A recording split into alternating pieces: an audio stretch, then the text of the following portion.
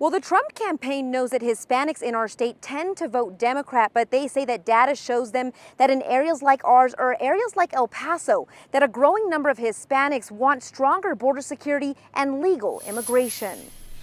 These are classic taunting tactics. President Donald Trump visiting New Mexico on Mexican Independence Day. They want to rile people up. They want to upset people. One of President Trump's main focuses in visiting New Mexico, gaining more of the Latino vote. As we have seen, not only with the last election, but other elections, that's not a group that's going to be voting for him in large numbers. The Hispanic vote in New Mexico typically votes Democratic. But after Trump's successful visit to El Paso, Texas in February, his team says they learned a lot about Latino voters. Half of the registered attendees of that rally were registered Democrats. 70% were Hispanic. So that tells us President Trump has a message that can resonate with unconventional Republican voters, and we can bring them into the fold. Which is why they see New Mexico as an opportunity.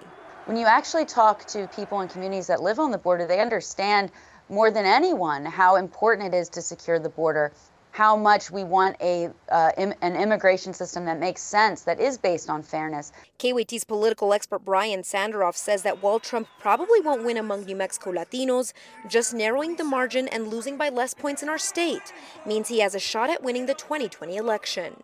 The Trump campaign wants to narrow the losses among Hispanics so they could possibly then really do well among the more Anglo-conservative votes, especially in places like eastern New Mexico and Farmington.